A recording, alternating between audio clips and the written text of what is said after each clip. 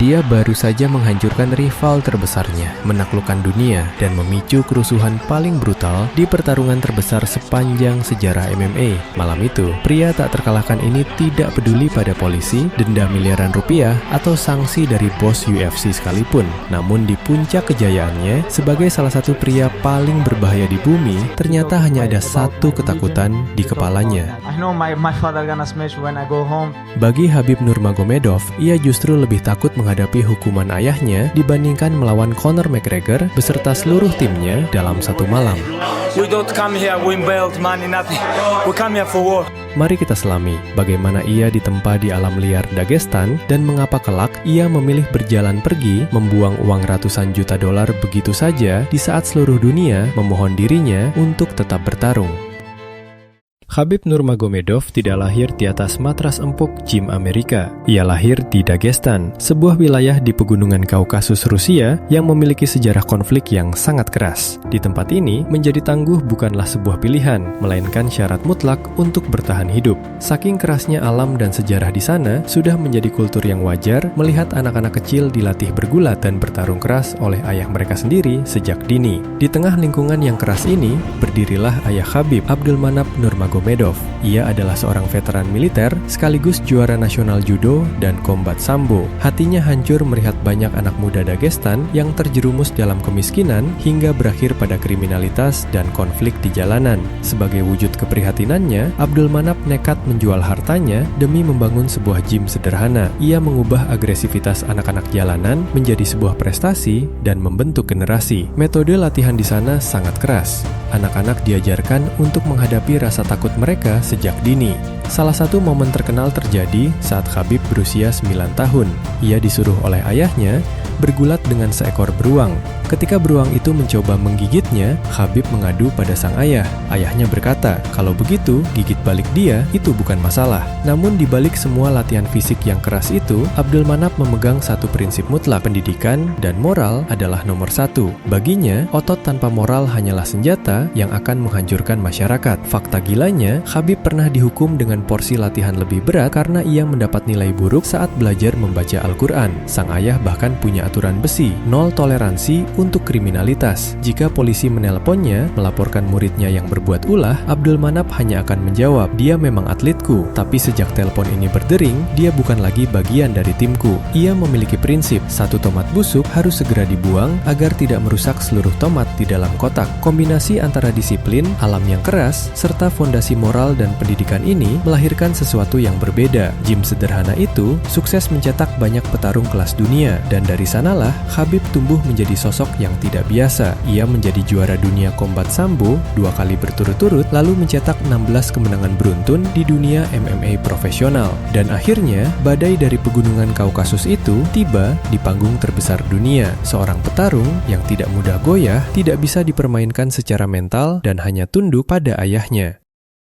Saat pertama kali menginjakan kaki di oktagon UFC pada tahun 2012, kedatangannya sangat mengejutkan. Ia membawa gaya bertarung dominan yang belum pernah dilihat dunia sebelumnya. Ia menyapu bersih barisan petarung kelas ringan, meremukkan mereka di atas oktagon, bahkan tanpa ada satu tetes darah pun di wajahnya. Namun, nasib segera menghantamnya dengan cara yang paling menyakitkan. Tepat saat ia selangkah lagi menuju perebutan sabuk juara di tahun 2014, ia diterpa badai cedera tanpa henti. ACL-nya robek, memaksanya menjalani serangkaian operasi yang panjang. Baru saja pulih, ACL-nya robek lagi, disusul dengan tulang rusuk yang patah. Selama 2 tahun penuh hingga 2016, Khabib lebih banyak menghabiskan waktunya di ruang terapi pemulihan daripada di oktagon. Rasa frustrasi mulai menggerogoti pikirannya. Di titik terendah itu, ia mendatangi ayahnya. Ia mengaku sudah lelah dengan kondisinya dan berniat untuk pensiun saja. Sang ayah mendengarkan keluhannya, lalu menjawab dengan tegas, "Jika memang keinginanmu berhenti, kau bisa berhenti, karena ini pilihanmu. Tapi apa gunanya semua waktu, tenaga, dan rasa sakit yang selama ini kita habiskan jika akhirnya kau memilih untuk menyerah?" Jawaban itu menyadarkannya kembali pada satu prinsip mutlak orang Dagestan. Menyerah atau tap out adalah hal yang haram. Lebih baik tertidur karena kuncian atau tak sadarkan diri terkena KO daripada menepuk matras tanda menyerah. Dan Khabib menyadari bahwa ia tidak boleh pensiun dengan cara cara menyerah pada cederanya. Berbekal prinsip itu, Khabib berhasil merangkak kembali dari badai cederanya. Namun, seolah takdir belum puas mengujinya, kali ini ujian itu hampir merenggut nyawanya. Pada tahun 2017,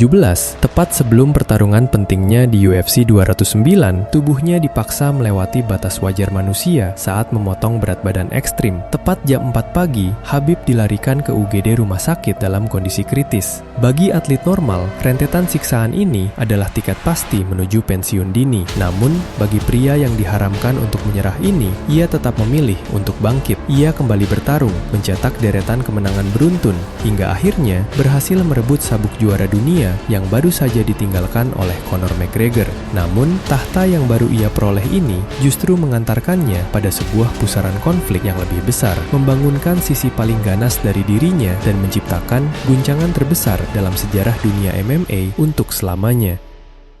Pada tahun 2018, dunia menjadi saksi dari benturan dua filosofi hidup yang saling bertolak belakang. Conor McGregor, pria yang perlahan menjual dirinya pada ketenaran dan kemewahan, akhirnya kembali untuk merebut tahtanya. Setelah hampir 2 tahun menghilang dari oktagon, tenggelam dalam pesta pora, sibuk dengan bisnis alkoholnya, dan menikmati hasil pertarungan tinjunya melawan Floyd Mayweather. Namun kali ini, ia berhadapan dengan seorang juara yang tidak dapat dibeli dan tidak bisa diintimidasi. Konflik besar mereka bermula ketika rekan satu tim Conor, Artem Lobov, secara terbuka menyebut Khabib sebagai pengecut di media. Bagi banyak petarung UFC, itu mungkin hanya trash talk biasa, namun tidak bagi Khabib. Di Dagestan, penghinaan terhadap harga diri bukan sesuatu yang diselesaikan lewat media sosial, dan ketika bertemu Artem di sebuah hotel, Khabib langsung melabraknya di depan banyak orang. Ia menampar Artem dan mempermalukannya secara langsung. Video insiden itu menyebar ke seluruh dunia, dan saat Conor melihat sahabat dekatnya diperlakukan seperti itu, egonya langsung meledak, dan sejak saat itu, semuanya berubah menjadi sangat personal. Conor datang bersama rombongannya untuk memburu Khabib, bukan untuk bertarung layaknya juara dunia. Conor melakukan aksi layaknya gangster. Mereka mencegat bus yang ditumpangi Khabib, lalu melakukan penyerangan brutal,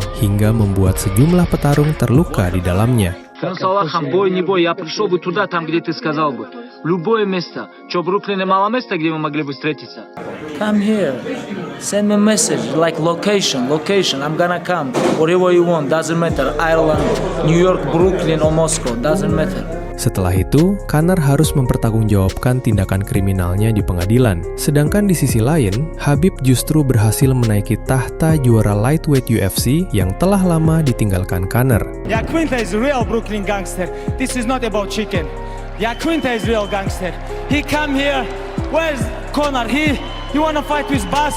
I wanna fight with real gangster. I really want this guy. Make him humble, little bit teach him. Not only smash, like change his face. I wanna change his face. Of course, with face, I can change his mind too. Melihat bara kebencian yang nyata di antara mereka berdua, UFC langsung membangun panggung pertarungan terbesar dalam sejarah MMA. Sebuah event yang diberi tajuk The World is Watching. Menyadari permainan mental lamanya tak lagi mempan, Conor mulai memainkan permainan paling kotor dalam karirnya. Ia menghina negara Khabib, melecehkan agamanya, dan merendahkan kehormatan ayahnya. Conor bahkan sesumbar menyebut pertarungan ini sebagai sebuah peperangan. Bagi Conor, semua hinaan itu hanyalah bisnis, sebuah trik marketing murahan untuk menjual tiket pay-per-view. Namun tanpa disadari, ia membuat satu kesalahan fatal. Ia mengira Khabib bermain dengan aturan yang sama. Conor tidak memahami bahwa bagi seorang pria Dagestan, kehormatan keluarga bukanlah alat promosi, dan Conor juga tidak memahami bagaimana orang Dagestan mendefinisikan kata perang. My wrestling is my pressure. He have to kill me for stopping. Inshallah, I'm gonna stop this guy. I'm gonna finish this guy. This is my plan. First of all, I wanna say Alhamdulillah. God give me everything. Alhamdulillah. I know you got this. Don't like this. Alhamdulillah, tomorrow night I'm gonna smash your boy, guys. I'm gonna smash your boy. 6 Oktober 2018, waktu tunggu telah habis. Saat pintu oktagon dikunci, realita mengerikan langsung menghantam Conor. Ia tidak sedang menghadapi petarung biasa. Semua serangannya gagal memberi dampak berarti. Khabib menyeretnya ke dalam siksaan yang panjang dan menyakitkan di atas oktagon. Sambil terus menghajar wajah Conor tanpa ampun, sang elang berteriak menuntut jawaban atas semua hinaannya dan berkata, "Let's talk now. Ayo, bicaralah sekarang." Namun, pria bermulut besar itu kini telah hancur lebur. Tak ada lagi kesombongan. Ia hanya bisa terdiam pasrah dan berharap bel segera berbunyi.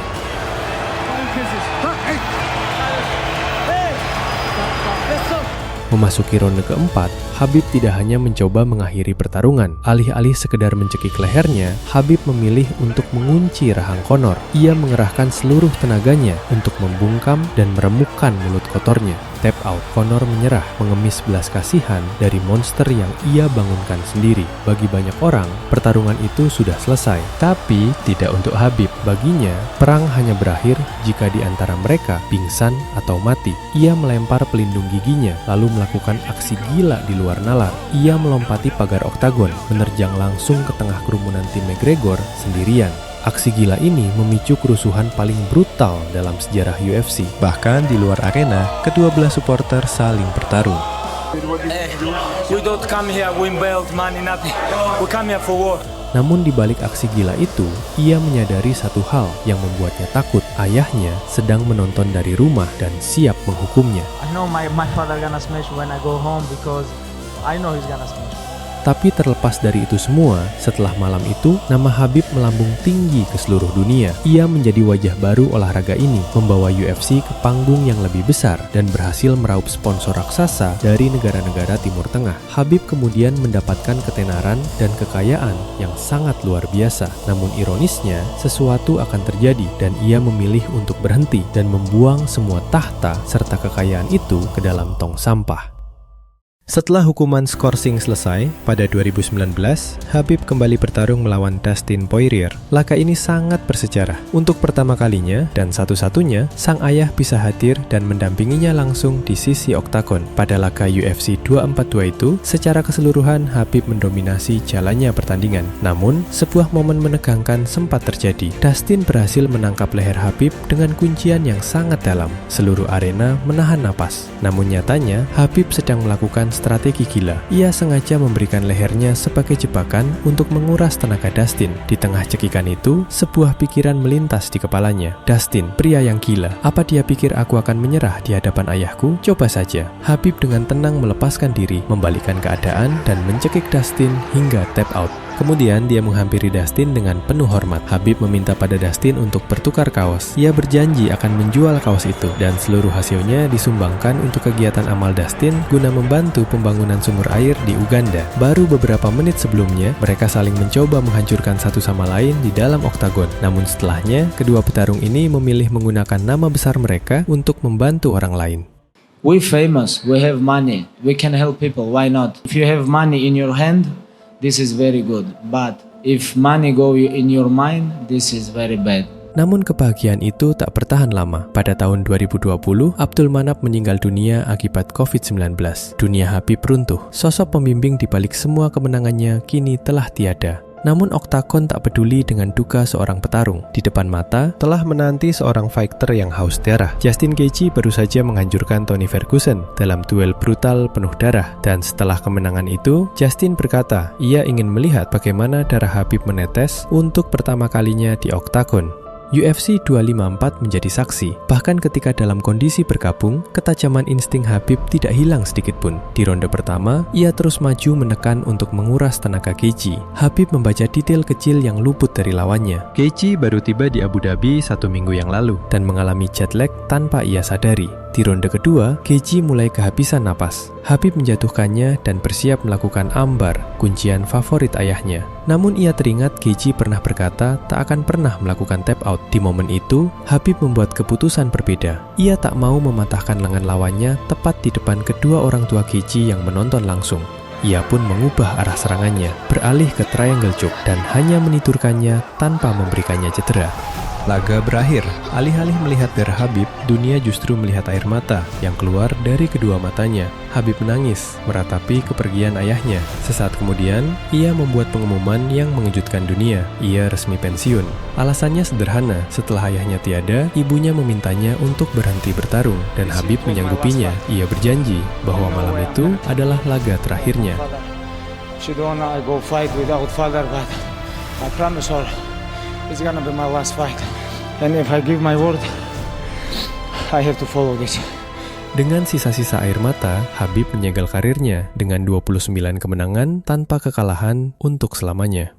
Namun dunia dan bos UFC Dana White tidak bisa menerima kepergian mendadak sang raja. Mereka mencoba segala cara untuk membujuknya kembali bertarung. Mereka bahkan menawarinya 100 juta dolar Amerika atau setara 1,5 triliun rupiah. Angka yang dulu pernah mengubah jalan hidup Conor McGregor dan perlahan menghancurkan dirinya. Namun Khabib berbeda. Baginya, janji kepada sang ibu tidak memiliki label harga. Saat dihadapkan pada suatu tawaran yang menjadi impian banyak orang, ia menolak semua tawaran itu tanpa pernah menoleh ke belakang. Kini, Khabib meneruskan perjuangan ayahnya. Ia membimbing para petarung muda Dagestan dan terus mengembangkan gym peninggalan sang ayah. Ia menyadari semua kisah besar ini tidak akan pernah lahir tanpa keberanian dan pengorbanan ayahnya. Khabib mengajarkan satu hal yang sangat penting. Jika prinsipmu memiliki harga, maka suatu hari kau akan menjualnya. Dan saat itu terjadi, kau akan menjadi budak dari uang itu sendiri.